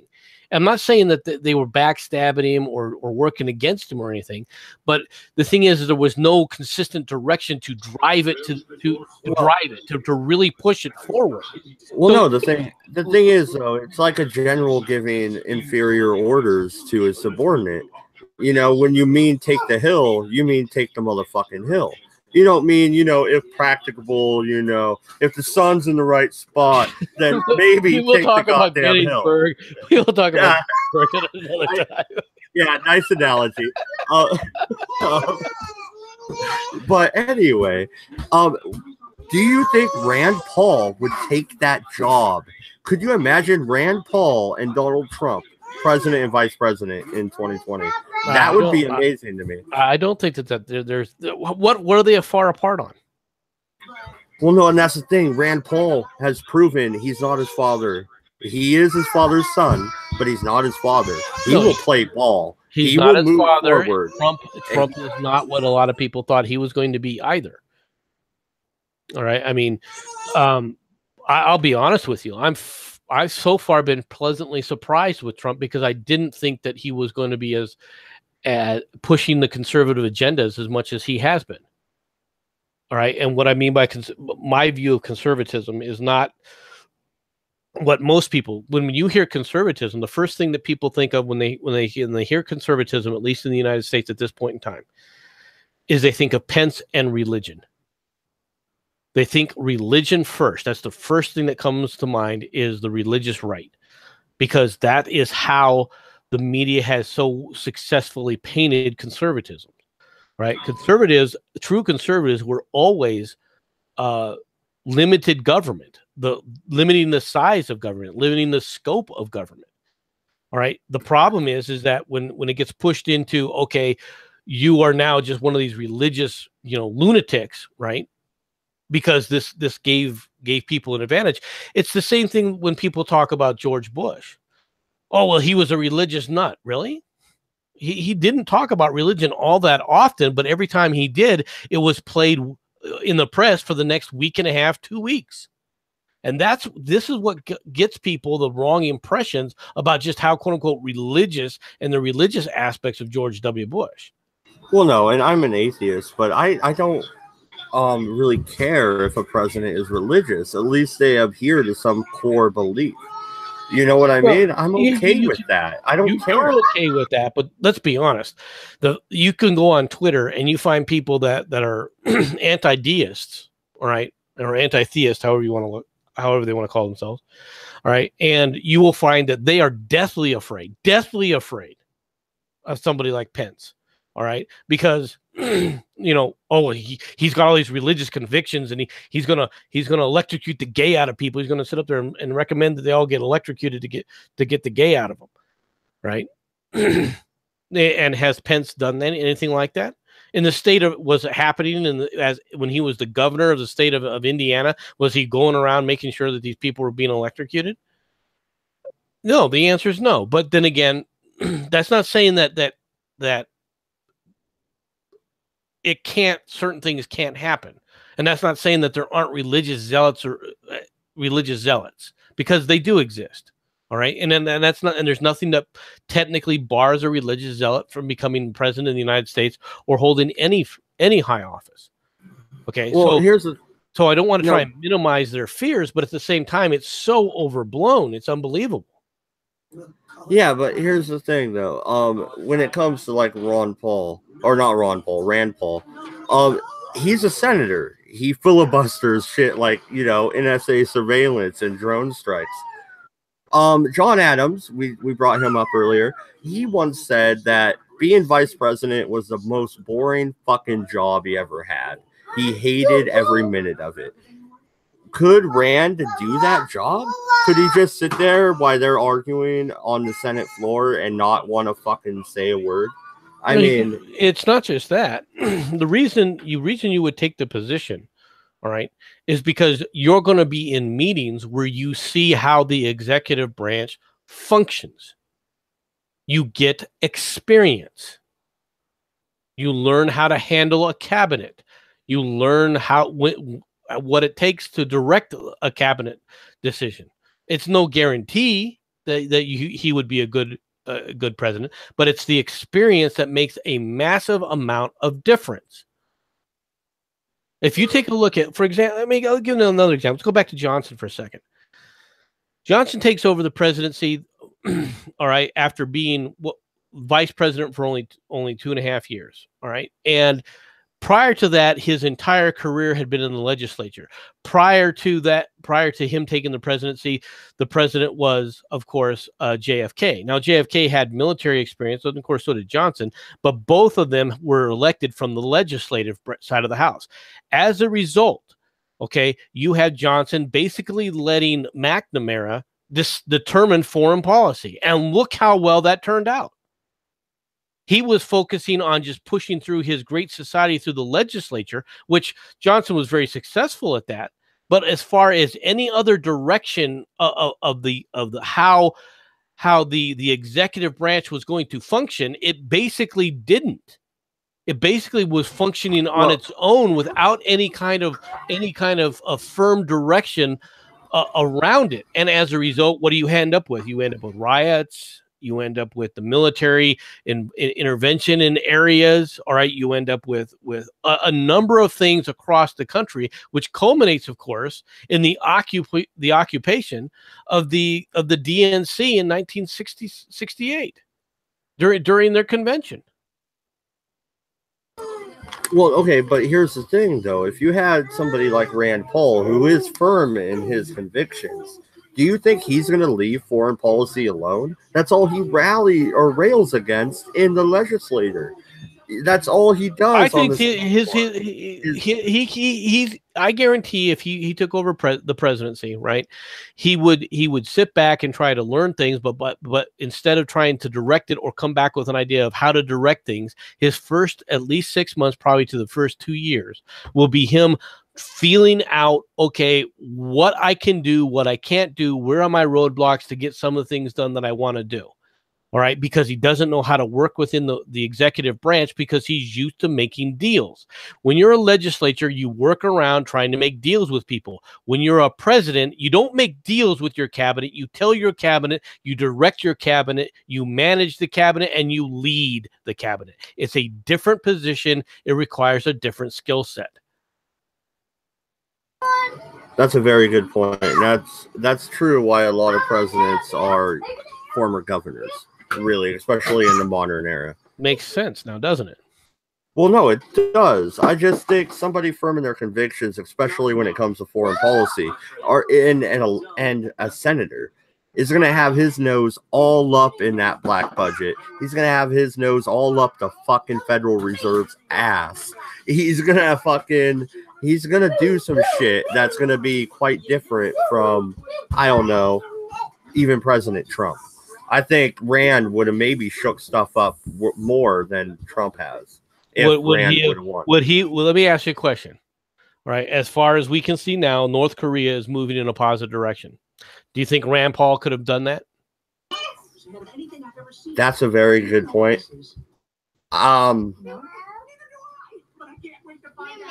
Probably not the way Trump did, for sure. So I would be doubtful. I'll give you that one. I'll be doubtful. Yep. Okay.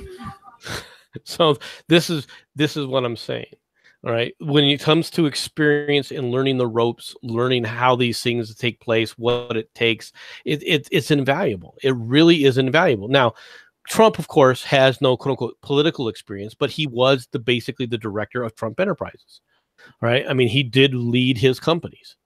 And he was very successful at it. So you can see where that would at least translate to some degree. Now, the negative side of that with Trump is he's not political when it comes to dealing with Congress, when it comes to dealing with the press.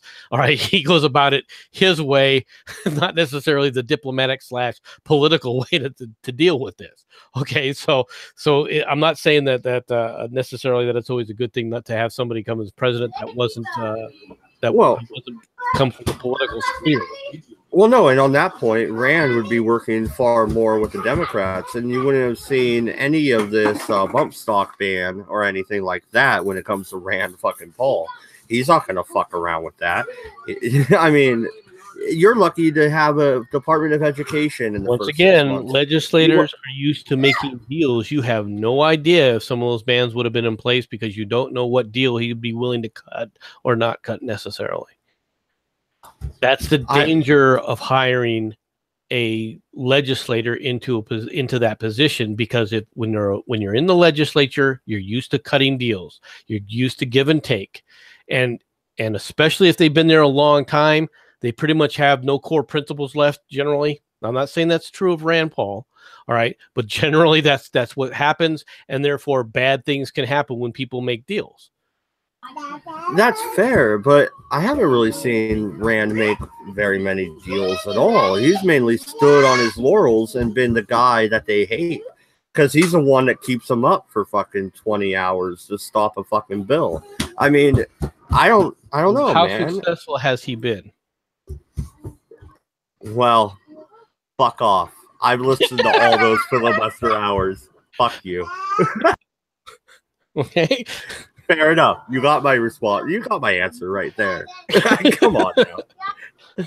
It's not his fault that these assholes won't fucking.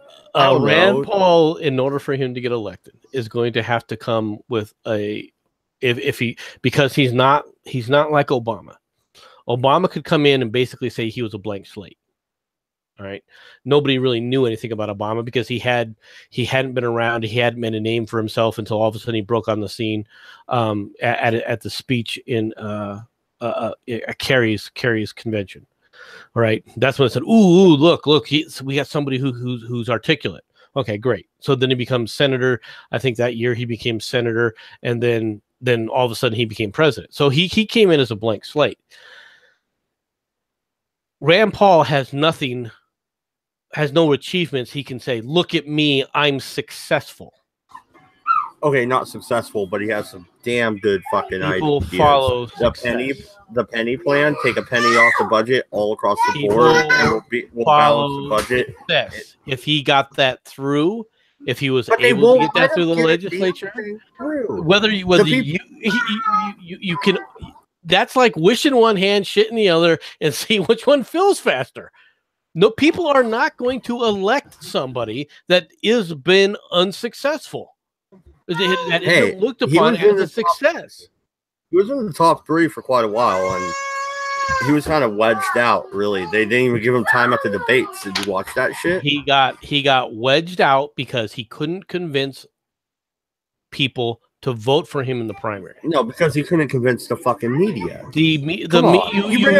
As a Republican, convincing the media is something you will never do. You have got to find your way around the media as a Republican. You have said this yourself. He is a Republican in name only. He's one of mine. He's one of us. Then you have even a harder row to hoe if you want to look at it from that standpoint. But the reality is the same. You have got to work around the press. The press is a hostile agency. You cannot let them limit you or keep your voice from being heard. Now, how was Trump able to do that? Trump was able to do that in 2 methods. One, all right, he did it through the Twitter account. All right. And 2, he told everybody to fuck themselves. And 2, I like that. I almost voted for him. Okay. Almost. And the other thing was he staked out a position that the press thought that they could demonize him on. And in reality, it was a positive. So the more when he talked about the wall and building the wall, and then they said, well, the Mexican president said you're not going to build the wall. And he goes, well, it's just got 10 foot higher. They were shocked. They thought that they could back him down. And what's more is that they didn't realize that the people of the United States as a group, not necessarily from a population standpoint, but from overall throughout the United States, it resonated. Rand Paul never resonated like that. Now, could he do something like that? Yeah. If Rand Paul, there are things that Rand Paul possibly could do to sit up there and get that kind of resonation, that get that to gain that. It isn't going to be easy for him, all right, because Trump had already had something that Rand Paul doesn't have and won't have going forward, and that is name recognition.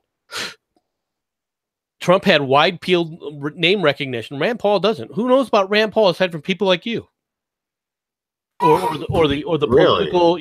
I was going to say the political minded people know who Rand Paul is. So. The political minded people may know who it is, but guess what? That's the vast minority, a very tiny minority within the general public. Everybody votes. Everybody who votes in the primaries. Everybody votes. Everybody who votes in the primaries, the public votes. Yeah, everybody and knew Trump. Them, everybody knew the name Trump.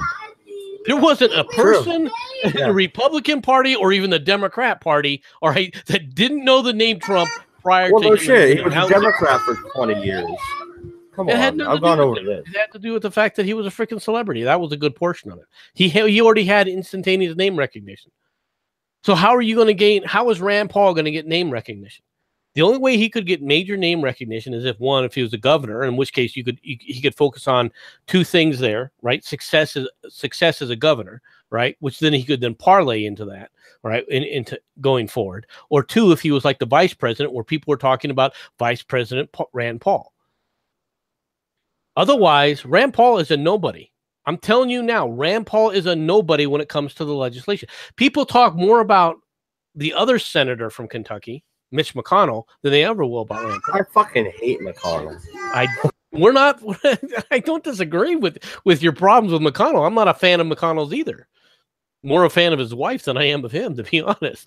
And that's only because she was willing to get in her freaking face. But yeah, you were there. Yeah, we both watched that together yesterday. Yeah, that was great.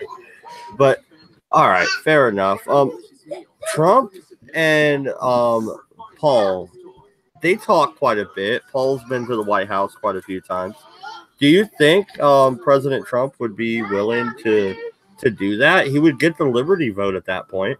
You would almost suck the whole air out of the Libertarian Party. It would be gone. At this point in time, though, and I'll tell you why. Because right now, unless things change in the legislature, there's no way that Trump's going to sit up there and pull out a reliable vote for his policies from the Senate.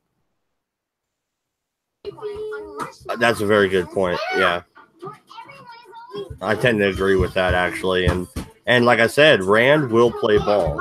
He will vote the other way that he really wants to, unless it's something like the NSA, surveillance, drone strikes. He won't back down on those issues.